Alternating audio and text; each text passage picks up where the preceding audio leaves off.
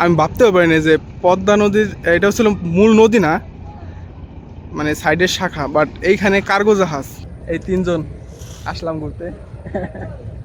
হাত ছাড়িয়ে যাবেন ভাই, হাত ছাড়িয়ে তো যাবে। ও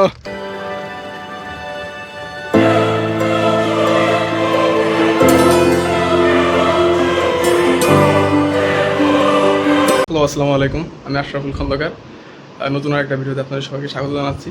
তো এটা হচ্ছে ইন্ট্রোটা দিলাম আমি প্রায় 12টার সময়। আমি কলেজে গিয়েছিলাম সকালে, বাট সকালবেলা ইন্ট্রো দিতে ভুলে গেছি। বাসায় আসছি, বাসায় এসে এখন গোসল টোসল করে রেস্ট নিয়ে হয়তো বা বিকেলে আজকে ঘুরতে যাইতে পারি, কারণ সেই বন্ধু বাসা থেকে চলে আসছে, তাকে নিয়ে দেখা হবে বিকালে। এটা হচ্ছে সকালে কলেজে যাওয়ার সময়ের দৃশ্য।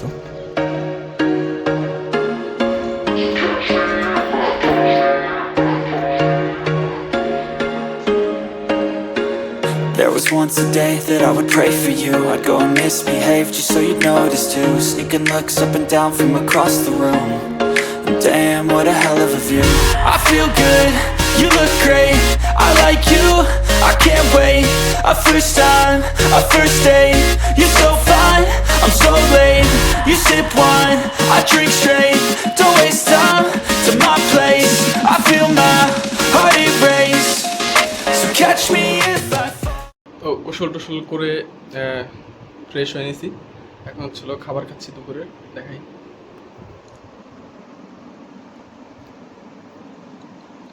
এটা হচ্ছিল দুপুরের খাবার, ম্যাচের খাবার।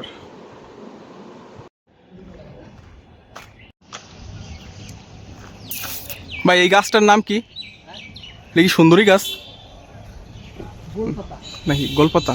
না না, গোলপাতা গাছ না। গোলপাতা তো ওই যে আপনার নারকেলের পাতার মতো হয়, গোল গাছ যেটা আর কি। এটা আমিও নামটা ভুলে গেছি। এই কাঠটা হচ্ছিল আপনার বেশি হয়, হ্যাঁ। আর এই যে পাতাটা না, গাছের পাতা, কচি পাতা যদি আপনি হাতে মাইখে একটু মানে কষলান না, লাল রক্তের মতো লাল হবে। সবাই ফেল, আমরা এতই আশাবাদী, পানি উঠাই ফেলেছি।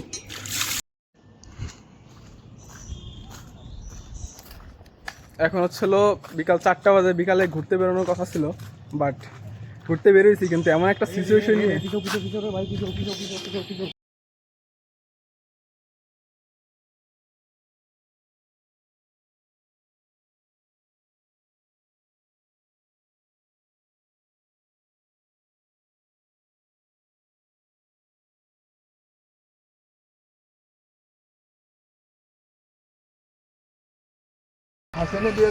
বিকালে ঘুরতে যাওয়ার কথা ছিল, বেরোয় পড়ছি। একটু আগে একটা বিষয় দেখলেন যেটা, তো এখন যাচ্ছে হচ্ছে হলো একটা নদীর পাড়ে ঘুরতে যাব। তো আমিও কখনো যাই নাই, জায়গাটা নতুন আমার কাছে, তো যাই দেখি, আপনাদেরকেও দেখাই। ফরিদপুরের এই পুরাতন যে বিল্ডিংগুলো, এগুলো দেখতে আসলেই খুব সুন্দর লাগে, আমার কাছে ব্যক্তিগতভাবে খুব ভালো লাগে। এটা হচ্ছে ফরিদপুর জেলা প্রশাসকের কার্যালয় আর কি।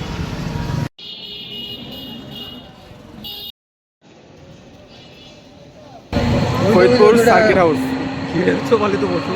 হ্যাঁ, গৃহপালিত, বাট মানে এখন ছাড়া কি নিশা করছে নিও। Faridpur circuit house.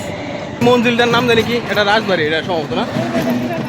হ্যাঁ হ্যাঁ হ্যাঁ, এটা হচ্ছে তেঁতুলতলার মোড়, আর এটা হচ্ছে তেঁতুলতলার বিখ্যাত মিষ্টির দোকান। এইটাই মূলত আদি।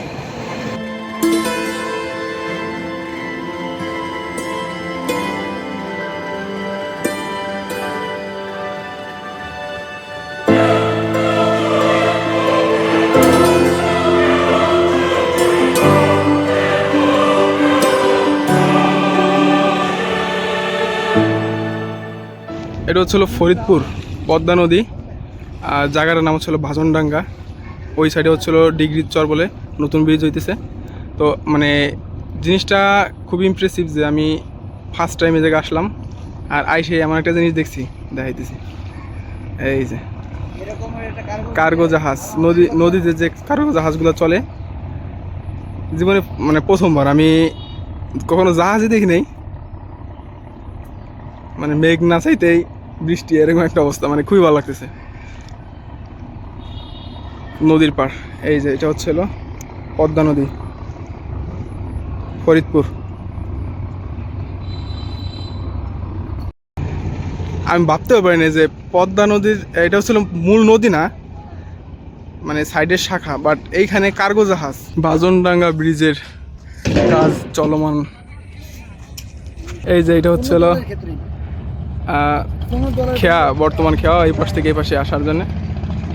তো আমরা এই 3 জন আসলাম ঘুরতে। এখন হচ্ছে সন্ধ্যা হয়ে গেছে, যার কারণে কোয়ালিটি তেমন ভালো আসতেছে না। দরকার নেই ভাই, আপনার অনেক সাহস, আপনি যান। উঠলে ওঠা যায়, বাট দেখা গেল যে কনস্ট্রাকশনের কাজ চলতেছে, তো কোনো ব্যাঘাত যদি ঘটে, এই কারণে আর কি। এই জায়গাগুলো দেখে মনে হইতেছে কি যে মানে অনেক বছর আগে যখন ছিল না আর কি, আপনার তেমন কোনো সুবিধা, যেমন রাস্তাঘাট ছিল না, সেই আমলের মানে ইয়াটার কথা মনে হচ্ছে।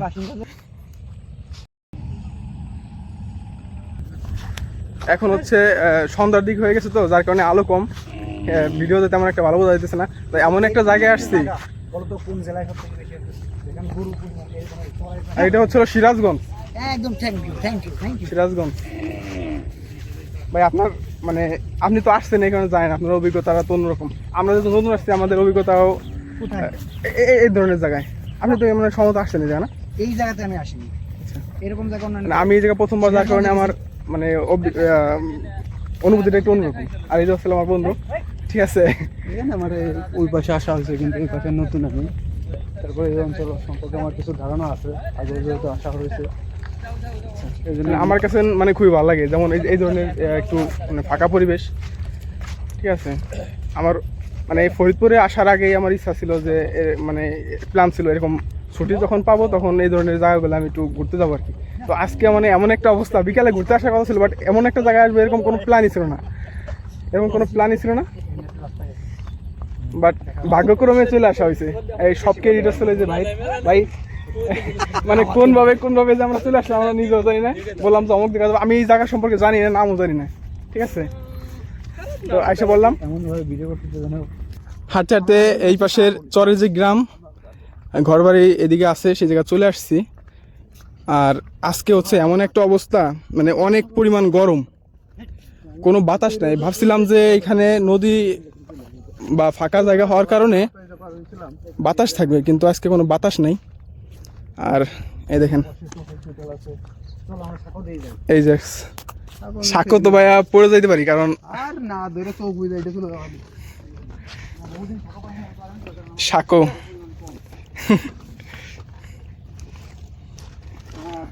ও সাকসেস।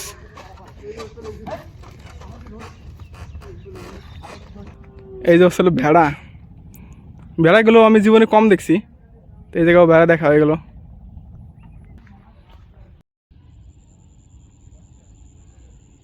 মাশাল্লাহ, এমন জায়গায় আসছি দেখে মনে হইতেছে মানে অনেক আগের কোনো গ্রামের পরিবেশে চলে আসছি। আসলে এর গ্রামের পরিবেশই, বাট বাংলার গ্রাম বাংলা আর যে ইয়াটা যেমন ছিল, যেমন রাস্তাঘাটগুলো কাঁচা এবং সব ধরনের সুযোগ সুবিধা কম থাকতো, ঠিক তেমনই এখানে ছিল পাট, ফরিদপুরের সোনালী আঁশ পাট।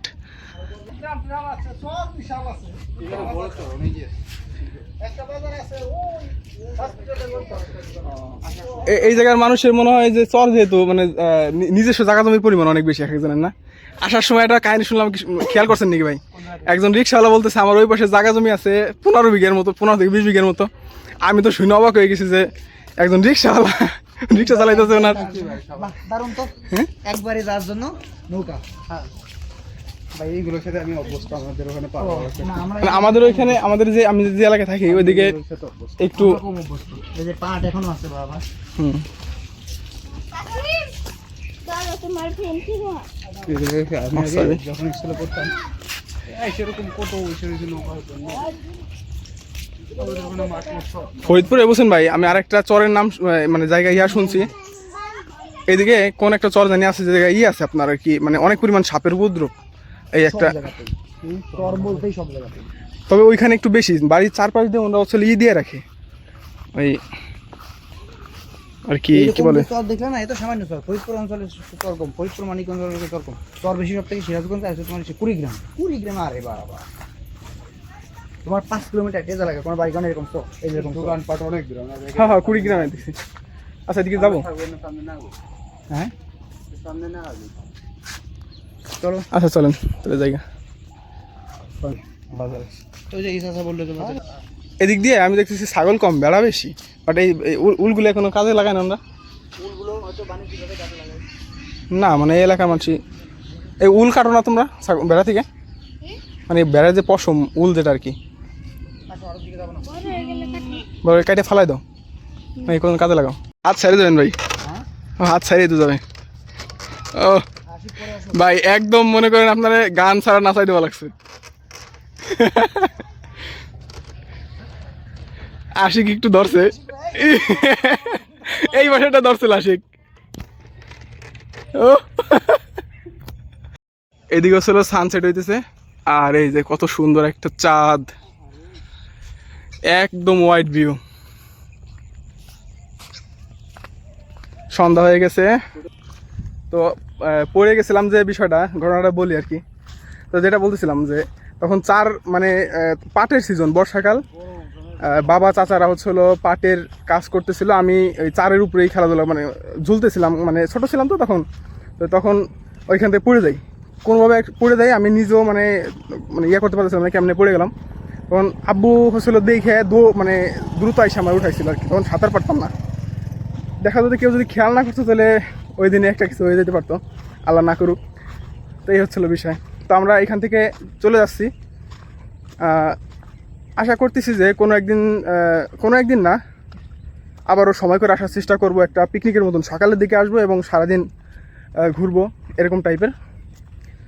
শুক্র শনি হচ্ছিল ছুটির দিন, তখন বন্ধু সবাই আর কি ফ্রি থাকে, ওইভাবে কি আসার চেষ্টা করব।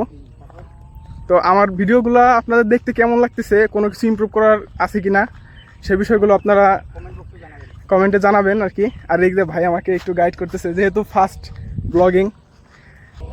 ও রে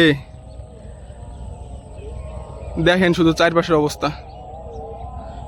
সূর্যটা কিন্তু এই সাইডে, এটা হচ্ছিল পশ্চিম, এই সাইডে সূর্য, বাট সেই সূর্যর আলোটা এই যে ডাইরেক্ট দেখা যায় পূর্ব পাশে, দূরে মেঘ, পূর্ব পাশে সেইখানেও লাল দেখা যাইতেছে, আর এদিকে হচ্ছিল চাঁদ, আর পুরো একটা হোয়াইট ভিউ, খুবই সুন্দর একটা জায়গা। এদিকে হচ্ছিল আজকে বাতাস নাই তেমন একটা, যার কারণে হচ্ছিল একটু গরম লাগতেছে বেশি। হ্যাঁ, এখানে রাতের বেলাও যদি বসে থাকা যায় জ্যোৎস্না রাত্রে, খুবই মানে ভালো লাগার একটা বিষয়। তো এই যে হচ্ছিল এখানে এই এলাকার সংযোগের জন্য একটা ব্রিজ হইতেছে, এই চরের নাম হচ্ছিল ডিগ্রির চর বলে আর কি, আর ওই পাশের যে এলাকাটা ওটার নাম হচ্ছিল ভাজনডাঙ্গা। চরের একটা সুবিধা হচ্ছে যে এখানে এই ধরনের এরকম মানে গরু পালন করা যায়, আর এগুলো দেখতেও খুব সুন্দর লাগে। একটা জিনিস দেখেন যে গরুর খাঁটি দুধ পাওয়া যায়, আর এই যে মুখে এক ধরনের একটা ইয়া লাগানো আছে, এটারে গ্রামের বাসায় হচ্ছিল টোনা বা নুক্তা এরকম টাইপের কিছু একটা বলে। এটা হচ্ছিল যে যখন এদেরকে ছেড়ে দেওয়া হয়েছে অন্যের খেতে যাতে মুখ না দিতে পারে বা খেতে না পারে, জিনিসটা হচ্ছিল এই কারণে দেওয়া হয়। নদীর পাড়ের দিক চলে আসছি, মানে আমার কাছে খুব ভালো লাগতেছে কি, মানে চারিদিক পুরো লাল আভা হয়ে গেছে, লাল মানে চেহারার উপরেও লাল ইয়া পড়তেছে, আর চারিদিকটা দেখতে খুব সুন্দর লাগছে। যেহেতু এখন মানে সন্ধ্যার দিক, ক্যামেরায় অতটা বোঝা যাবে না, বাট দেখতে খুব ভালো লাগতেছে। তো আগামী দিনের জন্য আবার আরেকটা ভিডিও আসতেছে, চেষ্টা করবো যে প্রতিদিনই ভিডিও আপলোড করার জন্য।